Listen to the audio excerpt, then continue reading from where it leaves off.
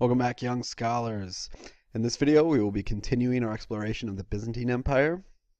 The big questions you should be able to answer after watching this video are, first, in what ways did the Byzantine Empire continue the cultural traditions of the Roman Empire, and in what ways did they change them?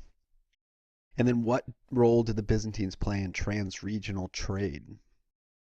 So a CCOT question: in what ways did the Byzantine empires continue the cultural traditions of the Roman Empire, and in what ways did they change them? The Byzantines considered themselves to be an extension of the Roman Empire. If you'll recall, the Roman Empire was split into two, the Eastern Roman Empire and the Western Roman Empire. The Western Roman Empire collapsed in 476 CE. The Eastern Roman Empire continued on, and really it's historians who have renamed the Eastern Roman Empire in order to more easily distinguish it from the previous consolidated Roman Empire. But the Byzantines considered themselves to be Roman. They continued the legal traditions of the Roman Empire. So we talked about Justinian's code. They continued the religious traditions, Christianity.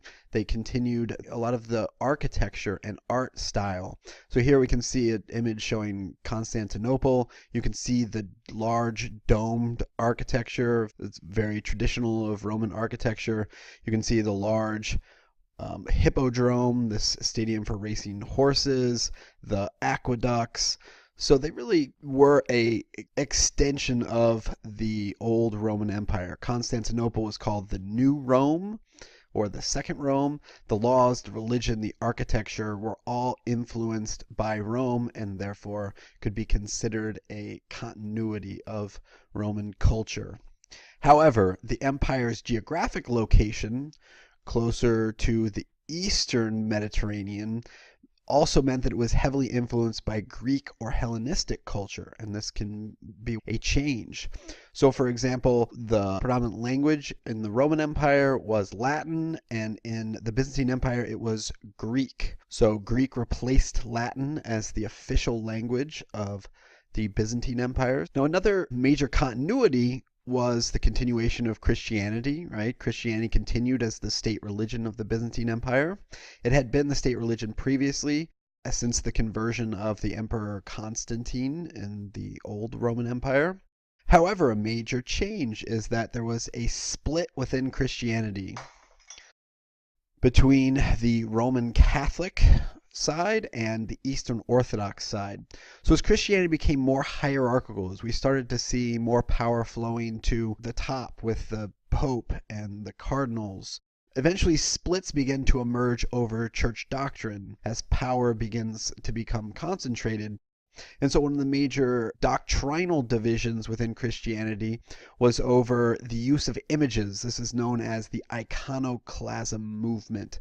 So iconoclasm, this movement to rid Christianity of its icons, these religious images. Almost every religious tradition has had this challenge with how to worship images of prophets, or in the case of Christianity with Jesus, divine beings. And so iconoclasm was this movement to rid Christianity of its icons.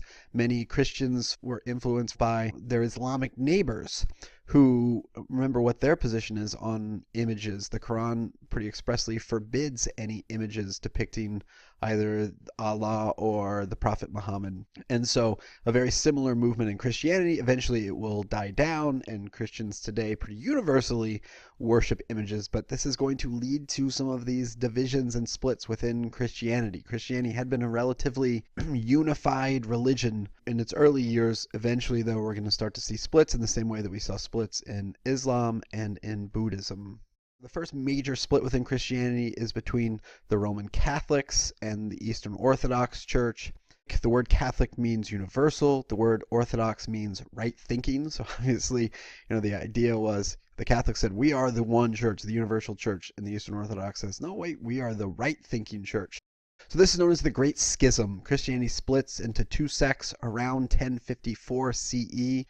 And in terms of the differences between the two, So the Pope is the head of the church in the Roman Catholic faith.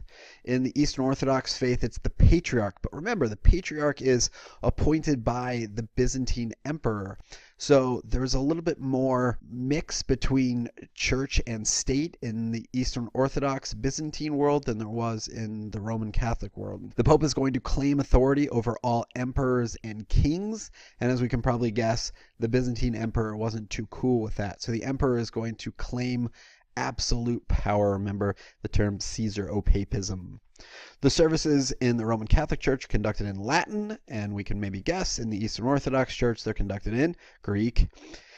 Priests cannot marry in the Roman Catholic Church. Priests can marry in the Eastern Orthodox faith. The sides don't necessarily see eye to eye. For example, the Pope wears white, the Patriarch wears black. In the Catholic faith, men are supposed to shave. In the Eastern Orthodox Church, they're supposed to wear beards.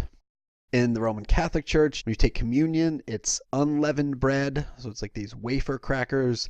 In the Eastern Orthodox Church, you have leavened bread. So it tastes more like actual bread. So just some other small little differences between the two.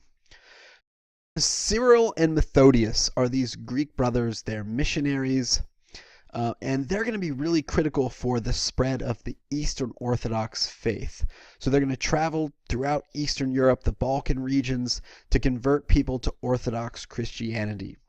Now, why this is important is you can see here we have what would have been the Byzantine Empire, right? Modern day Greece, Turkey. Eventually Islam is going to come and conquer with the conquest of the Byzantines. But you're going to see where the Eastern Orthodox faith spreads, right? Across Eastern Europe and eventually up into Russia.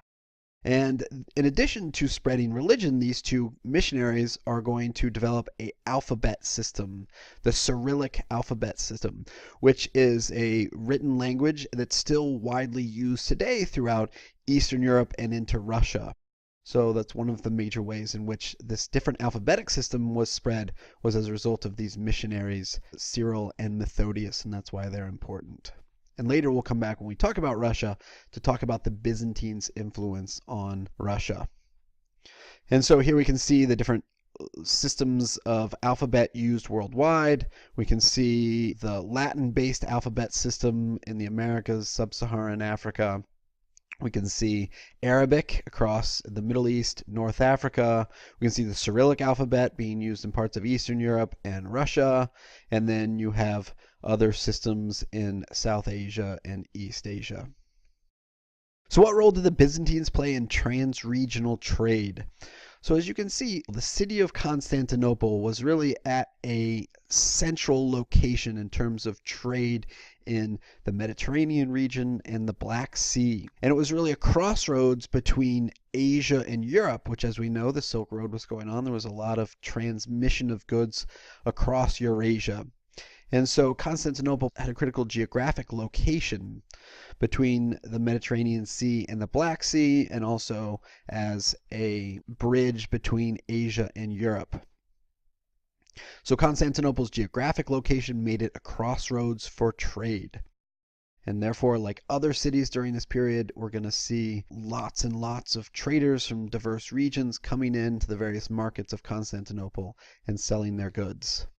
Now, with the collapse of the Western Roman Empire, we really have economic disruption across Europe. And so in the Eastern Mediterranean, the one kind of common currency that's going to tie everyone together in that region is the Byzantines system. So the Byzant is the Byzantines currency, and it becomes really the standard currency across the entire Mediterranean basin during this period 3.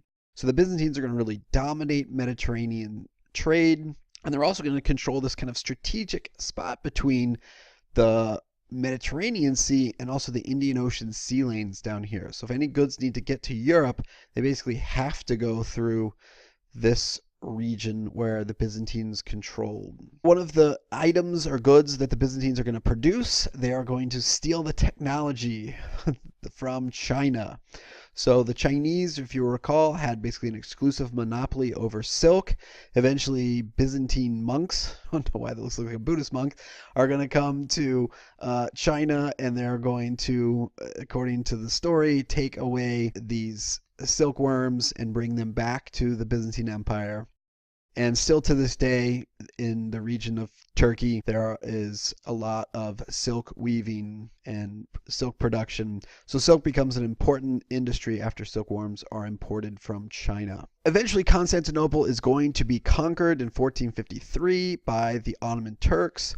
And as a result of that, Europeans are going to start looking for new sea routes to Asia. They're not going to want to have to pass through the Islamic middlemen in this region here. And so, but this is what they basically thought the world was like in 1482. Many of them are going to seek new routes over here, water routes to Asia. And so their options are twofold. One, they could go down here around Africa. Oh, but wait a second. They don't know very much about sub-Saharan Africa. They're not even sure if they can do that. Or if you're Christopher Columbus, you start thinking about how you can go this way, right? Travel west in order to go east.